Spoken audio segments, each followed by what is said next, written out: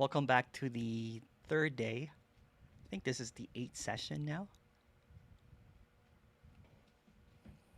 All about nothing.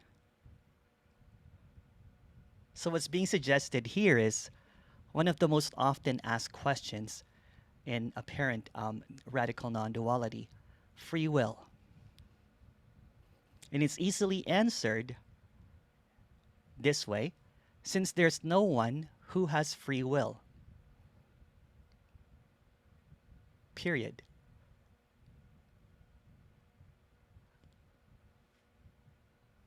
Thank you very much. Thank you very much, Emerson, and bye-bye, everyone. Yes. Thank you. That concludes the eighth session.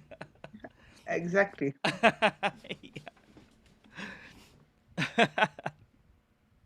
Period. Period. Yeah. So what's being expressed is that since there's no one, and let's just expand a little bit more on that one, there's no time, as discussed earlier. There's no movement. There's no process. There's no free will. And there's a lot of conversations that come up after that. And it just gets easily answered that since there's no one doing anything, and there's no one here, how can there be their free will? So there's the illusion of choice. There's this illusion of destiny. There's an illusion of doership. There's even the illusion of determinism, the illusion of control, nature or nurture, a path, a journey. And then there's persistent feeling that I am making choices, that I have control, that I have free will or choice. So what's being expressed here, or suggests that there's this choiceless choice.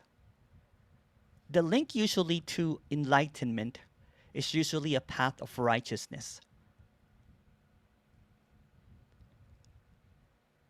which is really contradictory. A lot of teachers would say that, to be able to have full enlightenment, if there's such a thing, because who's to be enlightened when there's no one here, is the path of righteousness. And it ties back into this really kind of like really debated stuff about morality and ethics,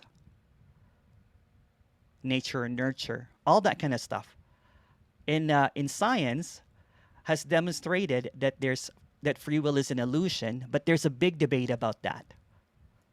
Although it has been determined or demonstrated that there's no free will, although it's a story, as I said, science is just a story that's catching up to whatever is this unknowable nothing.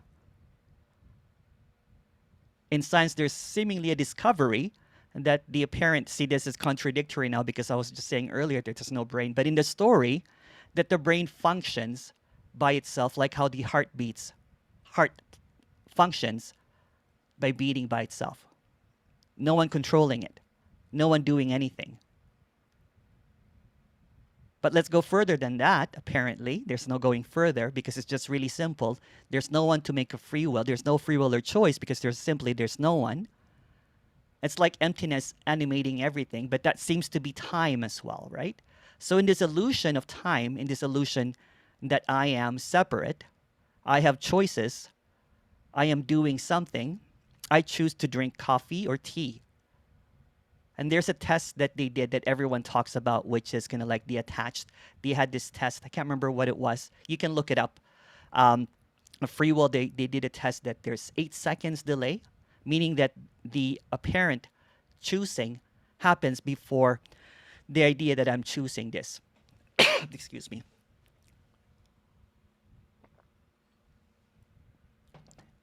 Again, and there's also the question of, well, if there's no free will, then I can just go on a murder spree or I can just rob banks. But that's also choice. There's no one doing anything. The answer to that one, though, is the character will keep on charactering by itself. So, for example, if, the term before enlightenment, chop wood, carry water, after enlightenment, chop wood, carry water. Although that's just another story because there's no one enlightened and there's no one really chopping wood or carrying water. It kind of like if the character is a murderer, it will keep on murdering. If the character is the non-murderer, it will not murder. It will just keep on doing what it's doing. It's just automatically happening. So in this automaticness of what's happening, there seems to be this nothing appearing as choices, appearing as doing something. And it's just what is. It's just really, really simple. Again, when I say that there's just the simplicity to this, that we don't even have to talk about determinism or neuroscience or anything at all, because there's simply no one. But since this talk is appearing to talk about something that no one has chosen to come here or not, there's no choice.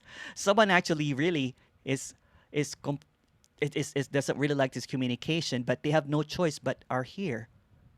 And I've heard that several times. Well, I really hate this communication, but somehow I can't stop listening to it. This is really annoying. This is really frustrating. But here I am on the 8th session of a 4-day event discussing about nothing or the absence of everything. So in the absence of someone, in the absence of time, there's also the absence of free will. But there's this story about, this romanticized version of to reach liberation, there has to be goodness or purity. There has to be a process of self-realization, a process of purifying. And that's where morality or ethics come in, usually. They can't seem to accept when there's liberation when someone is in jail. But I've also heard of apparent stories that there's apparent people that have dropped away in death row. Look it up. There's actually a book of someone that is in jail that is apparently, I've seen that there's no one here. I can't remember. Someone suggested it to me, but I've never really read it. Or even the suggestion that everything is just happening automatically in this all-at-onceness, that there's no such thing doing anything. Like in a dream, is there free will in a nighttime dream? Since nighttime dream and this dreaming is exactly the same, there's just this appearance of a shorter, a longer, fluidity, lucidity. But all of that, as I said, is just noise in this silence. So in the choiceless choice that seems to appear, there seems to be an understanding. And then sometimes someone will say, well, I don't have any choice anyway, so I'm not going to do that. That's also a choice, appearing as choiceless choice. But if you really look at it, that's actually a true statement as well, because there's no one choosing to do that or not. Everything is just happening automatically. So it gets really, really confusing, because even though it's not a belief or a belief, it's just happening by itself. Everything is just automatically happening. But it's not predetermined. So there's this, I don't know what it means actually, but predetermined basically means that every action, no one's doing it, but it's predetermined by something in the past. But as we discussed, in the absence of time, how can be a determinism if there's no time? So determinism is another illusion. Even the brain functioning by itself is another illusion. But it's a suggestion again on trying to express something that's already obvious, that there's no one doing this. No one's choosing to do that. But the idea that I am doing this or I have chosen to come here is the noise, is the distraction on what's appearing naturally. So naturally, there's no one doing anything. Naturally, there's no free will or choice. But in this artificial idea of time, of cause and effect, there's this idea that there's someone here that has a path, a journey, or are that have fruit of their actions. And this is also where karma comes from. It's contradictory, right? They'll say that there's a past life, this is from your past life, karmic or whatever. And then I don't really understand that now, but I used to talk about or teach about karma. I don't understand it now because it doesn't make sense. What's just obvious here is that since there's no one has time, no one has time to choose. There's no process. There's no before or after. There's no thinking happening. There's no options. It's just all at once. And in the idea of a full enlightenment, it's just another dream.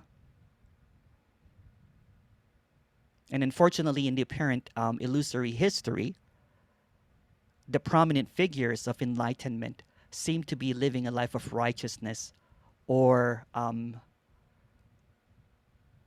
whatever. You know what I'm saying? They seem to be living a life of purity. But since there's no history, what's being suggested is, what if none of that really exists as well? What if they're just stories in a book of nothing with empty pages?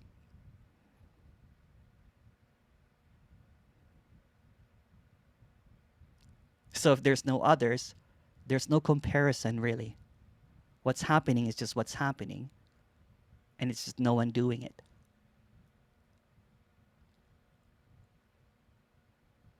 But the moral implications of this, for example, if this is a widespread, if there was like a big announcement on the Times or something, or a big newspaper on Time magazine, or it's been, imagine going to court and saying that, well, you know what, I didn't have any choice in doing that. It'll be the collapse of the legal system. It'll be the collapse of civilization. But that's just another story. Or the I keep on mentioning this. It's kind of like, you know, everything is on a phone right now, and there's a phone. You know, if they attach that test that they did, that they were able to attach the brain or something to a machine, and the machine determines if the apparent character is going to choose coffee or tea, or going to go left or right, because there's a delay. Imagine using that app and said that, well, I don't really have anything. Look at this app. I did not. It decided 8 seconds before I did anything. It's automatically happening. And you present that in court. I was talking to a lawyer about that actually. He goes, oh, wow. He goes, it'll be the collapse of the legal system. There'll be no witnesses. There'll be no, because it'll just be done. Dismissed. No one does anything.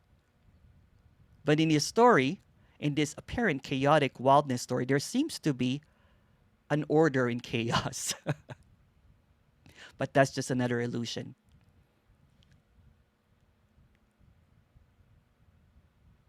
See, if you're going to ask a question or not, it doesn't mean that you have a choice. It will just happen or not. So let's get to questions, David.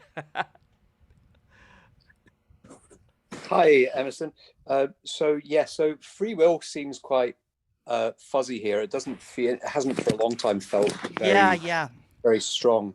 Oops, sorry. But what I was going to say was, I have looked this up because the first person I heard talk about this experiment was Tony Parsons. I've heard the Irish fella, what's his name again?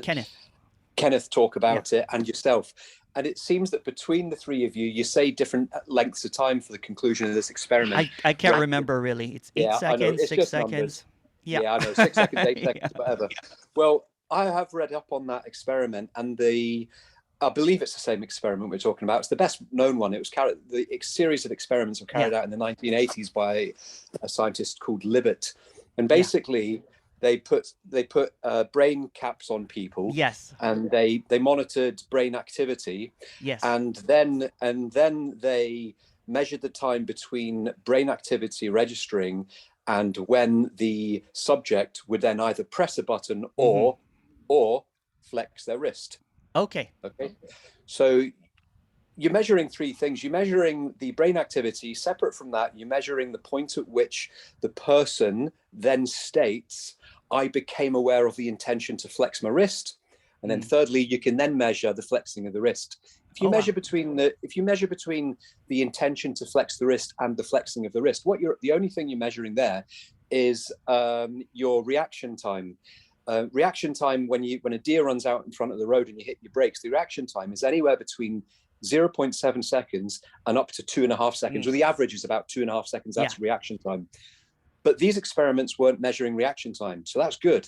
They were measuring, as I said, the brain activity and the time between it occurring on the paper, on the scribble, and the subject then saying, I felt the intention to flex my wrist. When the wrist flexes actually doesn't matter. Now, the problem with the experiments, and it was fatally flawed really, is because the brain activity, it was assumed that the brain activity registering on the ECG or whatever it's called was the brain subconsciously deciding to flex the wrist.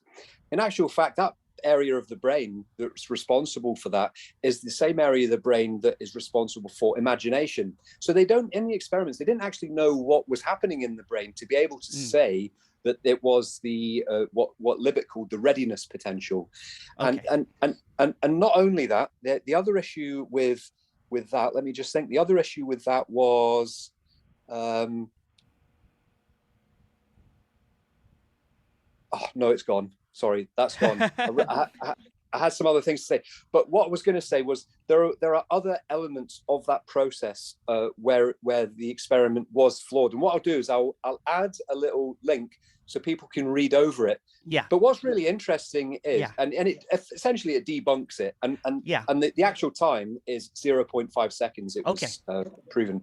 But and then when the person, I've remembered now, when the person then says, right, I just felt the intention of the inspiration to flex my wrist there, is that there could be a delay, and there could be a delay in the body. And when you're talking only half a second, which was the average of the experiments, you can kind of say that well, that's enough. That's kind of room for error. So essentially, the experiment, certainly from my conclusion, was that it was not conclusive. However, for me, and you can test this yourself, you can sit and look at your wrist.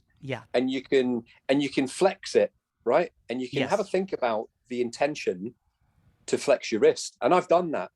And actually, what I'm looking at is my wrist flexing. And at no point whatsoever am I noticing or feeling an intention or registering any sort of thought to flex the wrist. And I'm looking at my wrist, and the wrist is actually just flexing almost randomly on its own. And it, if anything, for me, that proves there is no free will.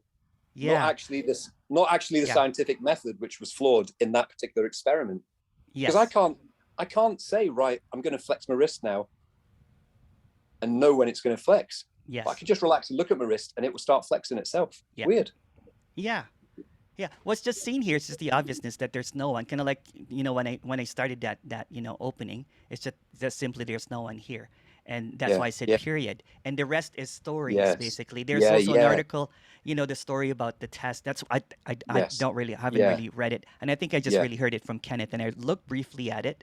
And I just had this idea that I'm like, oh my God, imagine if that was like in an app on a phone, right? It can just be presented. Or the other one is there was an article in The Atlantic that was based on a lot of kind of like, basically they have concluded that, the scientific community have concluded that there's no free will, but it can be really dangerous to society. Look it up. It's in an Atlantic. Was that more neuroscience? Neuroscience, neuroscience. And then it talks about a whole bunch about, the collapse of society and that kind of stuff. And I can see that, you know what I'm saying? They basically have proven it, and they did studies of the dangers of it to society, right? Right. Is it going to be most likely that people are not going to go to work because there's no free will? So if there's a belief that there's no free will, people are not going to go to work. You know what I'm saying? It's the belief again. It is a story. That's why it's a very kind of like a minefield of a conversation, right? That's why usually when this is asked, simply there's no one here to make any free will. And then there's stories about free will, like kind of like I touched really briefly on that one, kind of like morality issue, or in the Enlightenment, community, kind of like the Raman and everything, that there's a prerequisite to total enlightenment, which Yeah. is purity and self-righteousness, that kind of stuff. And although they say that there's no free will, it contradicts itself, because who has a choice to be self-righteous? Yeah. Who Yeah. has a choice? It seems like there's a choice to do that, or to do some of this purification, or to amend, or ethics, that kind of stuff. Yes. Although in the same breath they'll say that there's no good or evil, you're not fully enlightened when you're not, when you have not purified yourself. Yeah. Yeah. How does Yeah. that make sense? So it's Yeah. it's a lot of Exactly. holes in it, right? The most Yes. solid kind of like conversation or argument about that is simply there's no one here. And Yes. that's basically it. And the rest is a mystery. Yeah, absolutely. And science can be kind of, when you think about science, it's really just a lot of people getting together and coming up with a common story, which Yes. is an attempt to explain the inexplainable. That's all it is. And because X number of people believe it and they're all looked up to and stuff, we all just assume that it's knowledge. The other thing about that Libet experiment and a lot of scientific experiments is they're all time-based. And we've spent, so it's kind of flawed. That's why I kind of like said that these suggestions are, and this is the conversation. And someone posted the Atlantic, article there from this and that. That there's no thing, and a lot of this kind of like ideas are really from a community. And this is just a story because there's no community. Right. It's supporting that there is no free will, but it's quite a dangerous kind of like thing. But basically they can like come up with kind of like when there's this discovery that, well, there's no self here, there's no one here, there's no mind. But that's not on the headline, what I'm saying, of a time or Newsweek or something, or even if it's in the headline, it's just taken really lightly. You know what I'm saying? It's not kind of like it's still a dream. So all of these stories are still stories about something that's unknowable. Yes. So what's being expressed here is that the unknowable nothings, and there's nothing here, so it cannot function in time. Because it's nothing. There's no time, so there's no choosing. Because choosing implicates that there is a time. There is a chooser, and there's choosing happening. There's a doer, and there's a doing happening. When time gets yanked out of the equation, then it's just automatically happening. And all of this can like ideas about determinism or nature nurture. I think it's in that article, the nature nurture thing. I had a live meeting with lots of people, and then this was kind of like the one that kind of like really kind of like was just they're like we angered a lot of people. And then they were looking at articles, and they showed me that article, and I read it, and then I discussed it the second day again, discussing about this, and I completely forgot what was talked about at that time. But a lot of questions came about determinism, about ethics, about morality, about nature nurture, about all of these tests happening, or the implication in it as society as a whole. But when it gets yanked out that there's no society, that there's no ethics, it creates a lot more minefield, right? They're like, what do you mean there's no ethics? Ethics is just created again. It's another creation. Because if there's no one here, what's an ethic? There's no good or bad. Although, you know what? It's easily kind of like, agreed upon that there's no, that good or evil are just words. But when it becomes close to home, it becomes a belief. So it's a half belief, if you know what I mean. They're like, it's kind of like digested, but it's not taken. And this conversations about free will is just simply responded with, again, kind of like that's what I said, period. And then all of those other kind of like arguments, it can go into this, or even let's talk about something that's quite fascinating, is that Sam Harris has this free will book, right? And his free will book and everything, and I read it and I thought it was really, really clear. And then yet when he had a talk with Jim Newman, when Jim Newman said that well, anger might arise when there's a traffic thing, he kind of like, well, that's not really, kind of like he almost kind of like, respond. Can't remember the conversation. He responded that, well, that can't be because there's this whatever, right? There's this. So he just contradicted himself there. If there's no free will, who has a choice to be angry or not?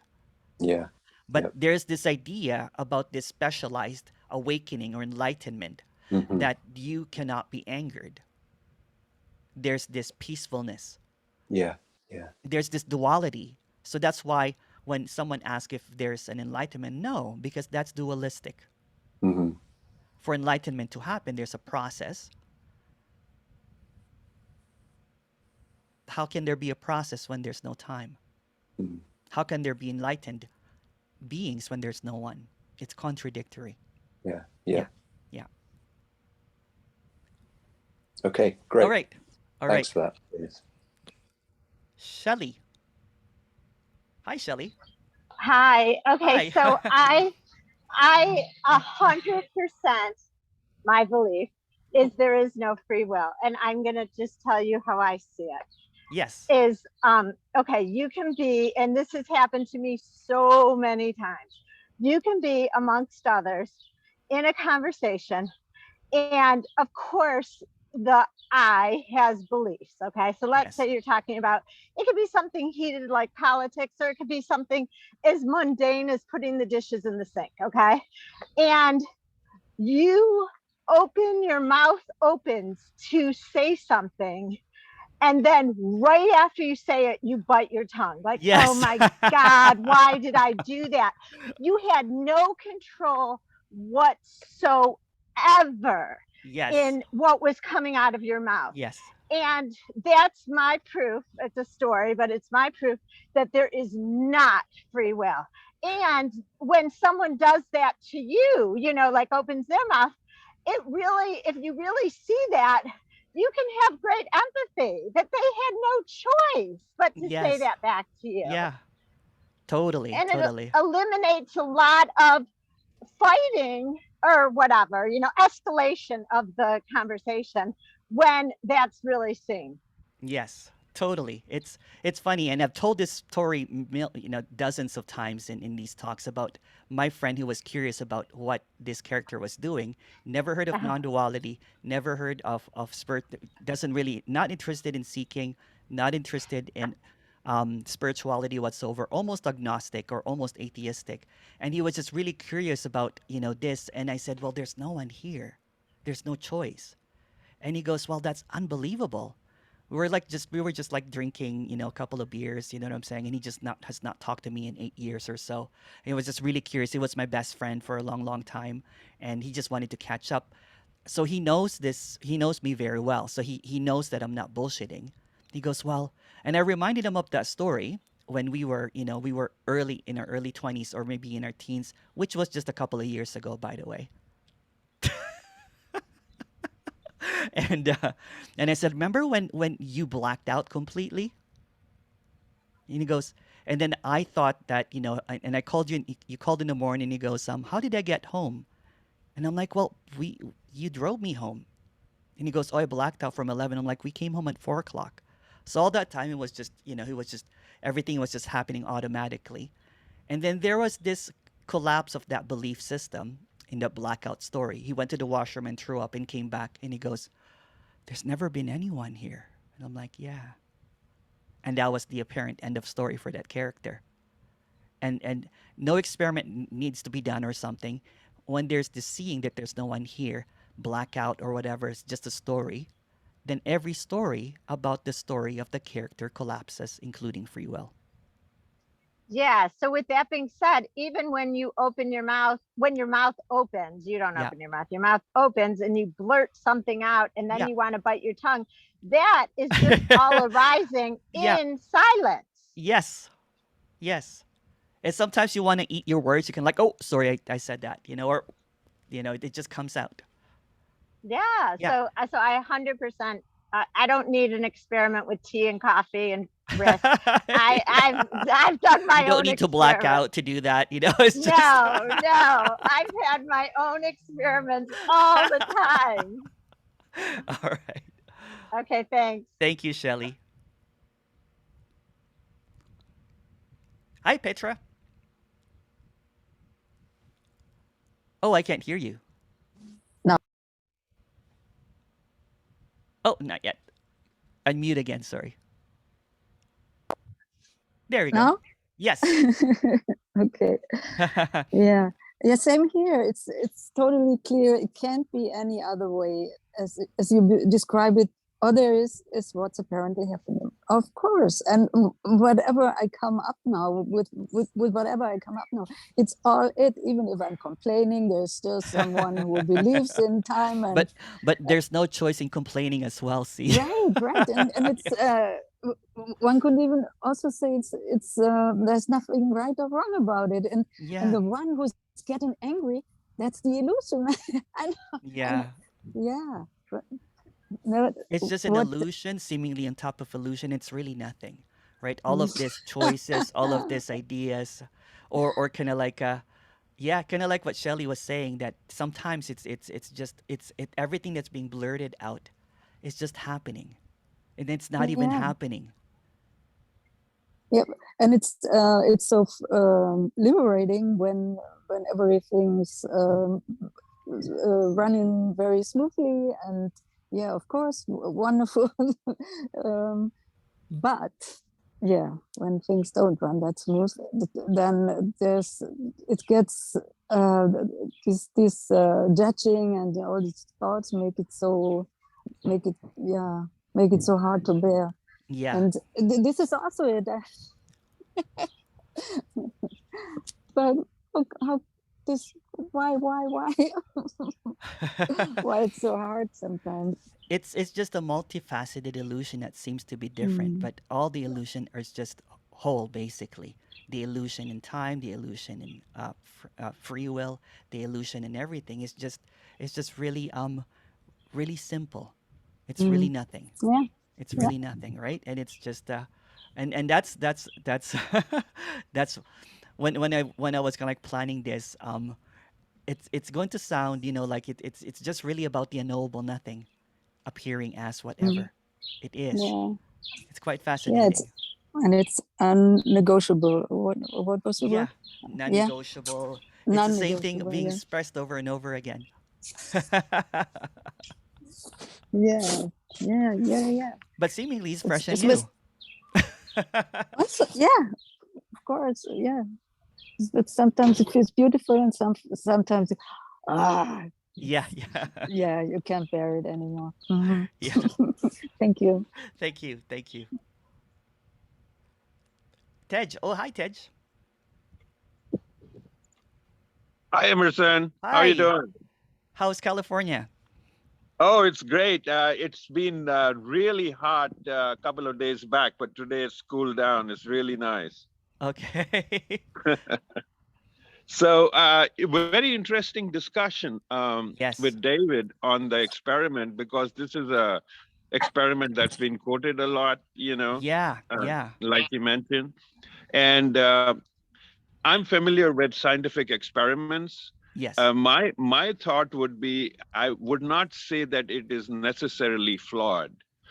The reason for that is a lot of conclusions that scientists come to when doing experiments like that, it's statistical based. So, for example, in this experiment, and I'll look up the details, they might be looking at the ambient state of the neurons firing, and then giving some instructions to the participants to kind of quiet their mind or whatever, and then think of one particular thought. And so what they are trying to get to is, obviously in the brain, there are millions of neurons firing. But if you get to a quiescent state and then think of something which they can trap. Yes. So basically, over statistical means, they will like to trap that thought or whatever instruction was given and see what happens, right? Yes. Or they will do something like they will present a cup of coffee or tea suddenly in front of the person, one cup of coffee and one cup of tea, and see what happens. Does the brain react first, or does the person say? So there's a way to do these tests that does not mean it is flawed. Yes. It just means that over statistical means, they will find out that did the brain fire first, or did the person think that they made the decision first? So it's not that difficult to do, statistically speaking. However, I would say that the 0.5 seconds seems more closer to the truth than 8 seconds. 8 seconds is a very long time, but 0.5 seconds, it's a split second. That's all it is needed to prove that you are not deciding. It's your brain that's deciding. Yes, yes. It's a really Just wanted fascinating. that. It's kind of funny because there used to be, I still love it, like reading about, neuroscience and quantum mechanics and stuff. There used to be an investment in it, but right now it's just taken as a story as well. So it's just that's why I said, in the beginning that that's all that's really needed to be answered. But since all of these questions would come up, I don't even remember some of this. Some of them I remember or whatever. There's really no memory. But all of this test and there's basically this so, there's an interest, with a lot of neuroscience and quantum mechanics and everything with this communication, right? So I get sent a lot of articles. I just skim through it. I get sent a lot of books with this topic and everything. It seems like it's still catching up. A story cannot really express because it can only express in stories. But what you said is really valid. I really appreciate that. Yeah, and thank you, Emerson. And the other thing is, I'm quite familiar with quantum physics and quantum mechanics. That was my specialization in college. Oh wow!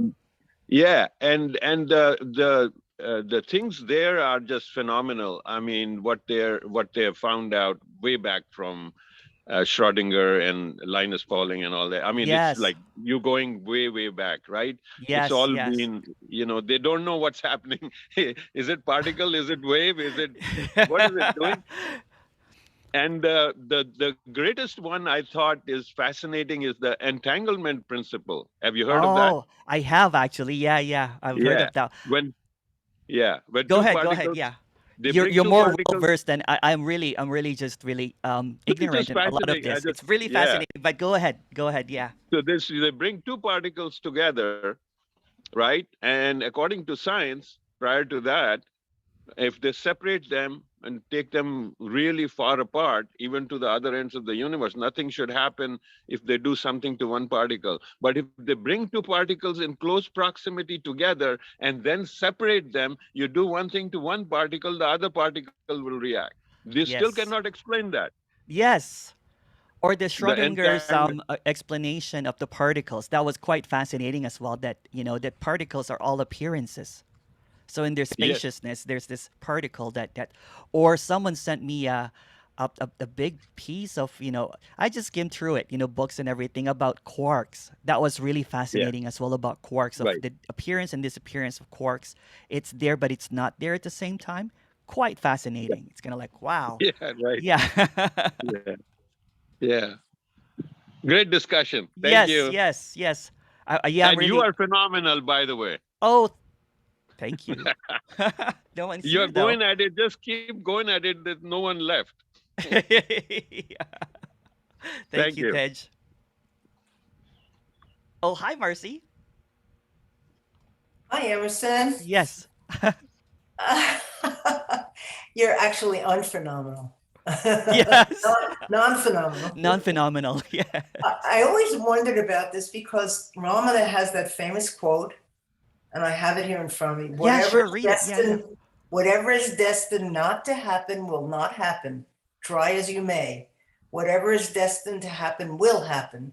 Do what you may to prevent it.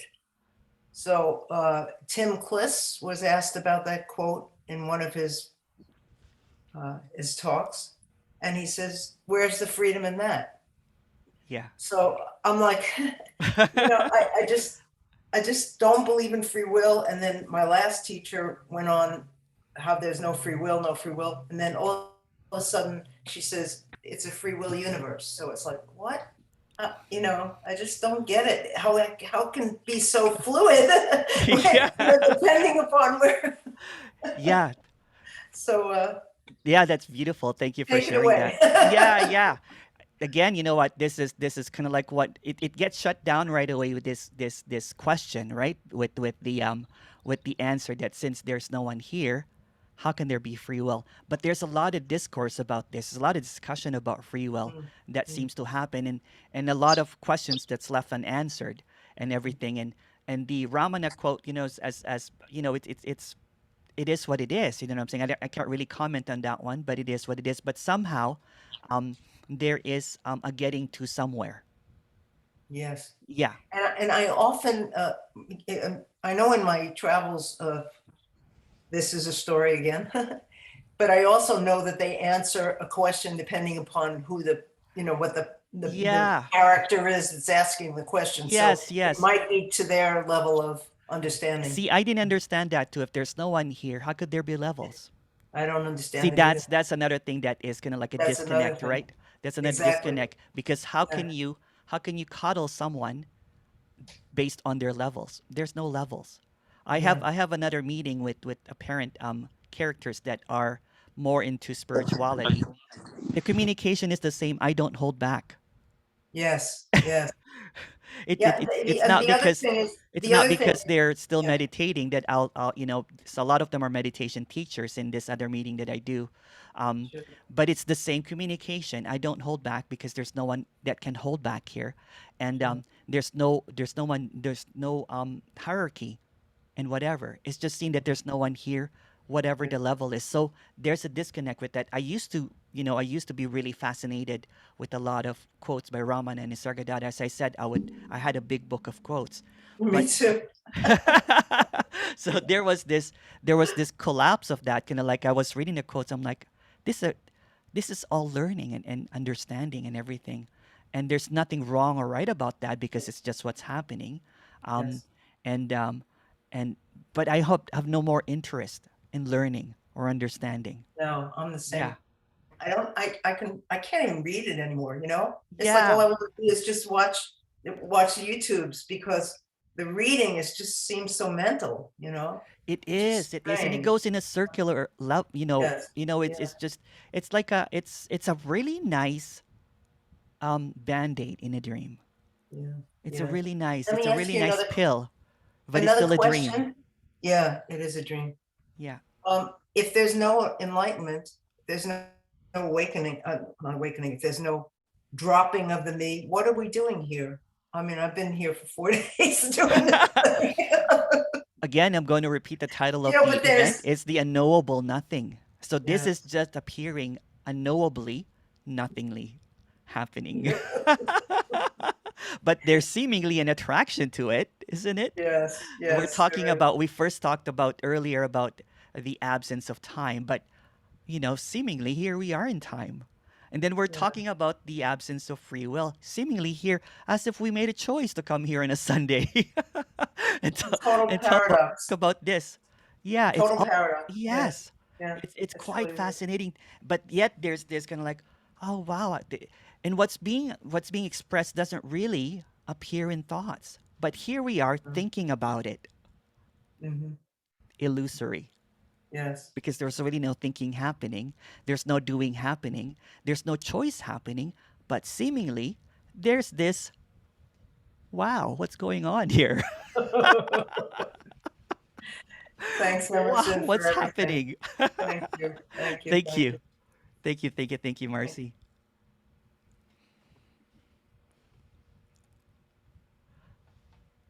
Linus made a comment here. Let's train the minds to prove that they exist or not until no one is left to see outside of the Botox. Thank you, Linus. Outside of the Botox or the box or the Botox, it's the same.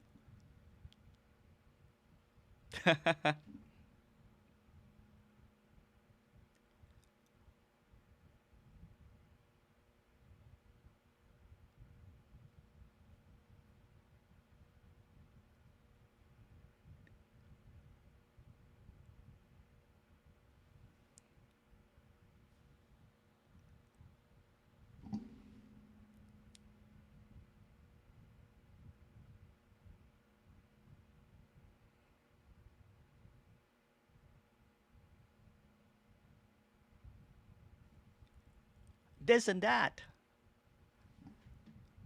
Hey. Emerson.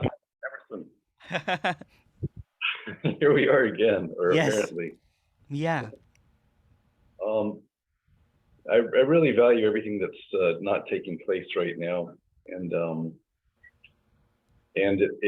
what it feels like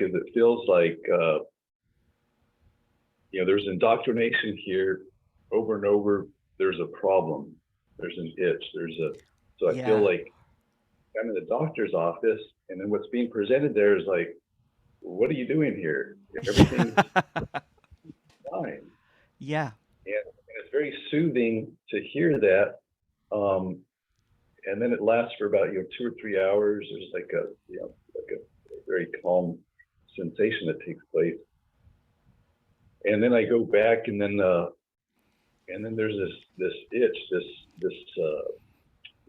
and then apparently here again with the doctor, no problem, like in Mexico, no problem. But then there's this yearning, even what's taking place right now, why we're all here. And I'm not going anywhere with this, just kind of expressing it. And then yeah, for sure. Just comes back. So it's just interesting phenomenon. And then in the parent things, I see 3 years, 5 years, this, and they're in the doctor's office again. The doctor's like reassuring them, no problem, everything's, there's no time. Yeah. It's just like a bad nightmare, like it's all. Yeah. Well, you just actually said it. So what's being suggested here is there's no patient and there's no doctor. The belief that there is a doctor, there's a patient, that there's a position. So there's no position. It's just all a nightmare.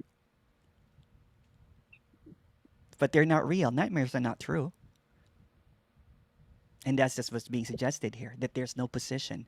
And that's quite evident in a story form. So you're saying that, there's a doctor and there's, but the idea that I am the patient, although you did not say it, tells volumes. But there's also nothing. Aha. Yeah. Yeah, thank you so much. It's just the greatest message. Every other thing I listened to was like a lot of noise. Yeah. The company that we cherish in the past, talking about what we thought of as spiritual and advanced and stuff, and we went to a party the other day, and I was like, yeah. Interest wasn't there. I was listening, but I didn't have any. Just kind of like. Anyways, but thank you so much for this. Of course. It's kind of funny because my friend that blacked out apparently, and there was no one. We went out with a couple of other friends, and he was like, "Hey, Emerson, tell them about." I'm like, I don't know what to talk about. And he was trying to explain it, and he kind of like, and when the other person was not looking, he goes, "It's impossible to talk about this, isn't it? It just goes, And I'm like, yeah. I said, well, dude, the first rule of non-duality is you don't talk about non-duality.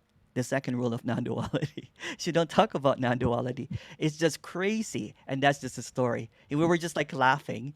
And he goes, what were you guys talking about earlier? That there's no one here, there's nothing here. And he goes, oh, never mind, man. I was just smoking up a little bit in the that there's nothing really to talk about. And he goes, what was that again? And he kept on kind of like insisting. And so my friends say that, well, Emerson and I were talking, a few months ago, and he suggested that there's never been anyone here. And then the other friend goes, what a bunch of mumbo jumbo that is. And it was just kind of like, and we just talked about something else. There's no since there's no one here, it's like there's this, when they're saying that there's no one here, you don't go to the mountaintops and yell, there's no one here, because there's no one here to talk to about it. Who are you going to yell that out to? But somehow this is happening. This character here is like marketing 24/7. So every time it gets, Course in Miracles came, it was like, this. Yeah. And then now I find myself with all my Telegram channels, I'm just blasting, you actually, and then, a couple other speakers, and I'm just like, this. So there's this like impulse, and I don't really need the name, the anonymous name. I don't need the name. I don't need never need anything back. But there's a program or a character, and that results in me being on the phone a lot, because I see the piece. I see, look, even if it's not realized, even if you don't get clarity, just the message itself, really, it's the best thing ever. It's difficult, but at the same time, you're ready, you know, it's indescribable, really. And so anyway, so I again, I'm not going anywhere with this. Back because I find myself on the phone a lot, and again, I'm not doing anything, don't have control, but this is always the impulse to, you know, get on that mountaintop and just blast everyone with it because there's compassion and it's genuine, just like you have a lot of compassion. So it's genuine. I don't really, you know, just like everyone needs to. Yes, yes. Well, same here. You know, initially when there was this intense seeking, right? Because I want someone to get on board with me. You know, when there was a seeker, kind of like, you know what? Look at what's. But it was met with kind of like a cold gaze, right? What are you talking about? This is way too much. You know, the response that I would usually get, wow, you know, you've gone overboard here, kind of thing. Yeah. Yeah. And then when it was seen that that's just a story as well, and there's really, it's almost like the a sanity in an insane world.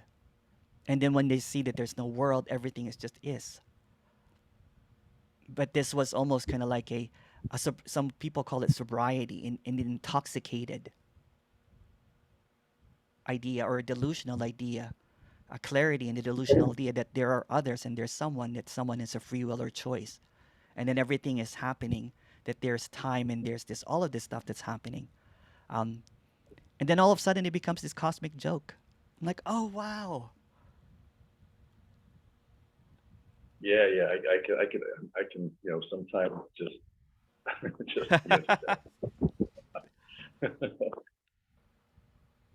but yeah, cheers to this message. Is just the best medicine, the best drug, the best everything for apparently. Yeah. Thank you. Okay, thank you, Emerson. Thank you. Hi, Vera. Hi there. Hi, Vera. Emerson. How are you doing? I can't see you though. Oh yeah, let me see you. Sorry. Okay, let me get there. There you are. Oh, there I am. Yeah, I was showering before, so the thing is, if there's nothing, then nothing, even compassion, there's no compassion. Yeah. There's no unconditional love. Yeah. There's no conditional love. There's no love, period. Yeah. There's no hate. There's nothing. Yeah. And that was hard, you know what I'm saying, when I was encountering this communication, right? Because I built my branding around unconditional love and compassion. Mm-hmm. And I thought that was my ticket to liberation, right? And it was just and I'm like, what if I lose that? Although, you know what I'm saying, there was this flaws in this character that happened, and it was just some apparent mistakes that was done, right? But I was counting on that bank of selflessness, compassion, and all of that kind of like all of that kind of like I was like what I did a lot of good stuff, but I also did a lot of bad stuff, you know what I'm saying, as a character. But it was banking, maybe I'm like my good stuff outweighed all the bad stuff that I did, that kind of thing. So there was this there was this investment in all of that, right? I'm like, well, if people only see what I do and no one's looking, that kind of thing. I invested in that one. So when this was exposed, it's kind of like, what? There's this kind of like, what's behind the curtain? It's nothing. The curtain is all of this compassion and selflessness and all that kind of stuff. And when it's yanked out, but also at the same time, and this is really funny, Vera, it's like, okay, then I really did not do anything bad as well. Right. I never did anything good. I've never done anything bad. It's just what's happening. It's kind of like a relief and a loss at the same time. It's bittersweet, right? It's kind of like, so what? It's the big so what kind of like moment. I'm like, so what? Yeah, like nothing makes sense, and nothing has to make sense. And nothing has to make sense. Yeah, everything is just happening automatically, and it's all nothing. And even when I'm into, of course, the Indian saints, the Ramana and all that, Maharshi. But I don't remember even reading about them that they admitted to being enlightened. Yeah. Right? They didn't say, oh, I'm enlightened and you are not. Yes. And I think mostly those who listen to them, who put them on a pedestal, Yes. And then wrote about them and said, you know, look at this person. They're so unusual. They must Yeah, be and enlightened. everything is an interpretation anyway, right? Everything is an interpretation of something that cannot be fully expressed. And all of that is interpretation. This is an interpretation. Everything is an interpretation. And there's nothing wrong or right, you know, and in their, if their interpretation, if that's enlightenment, so what? So what? Yeah. Yeah. And that's what Right. is. Yeah. Who cares? Yeah. Who cares? Yes, it's wild. And Yeah. still, you know, my mind, whatever this thing is, if there's a mind here, thinks that something must be causing this.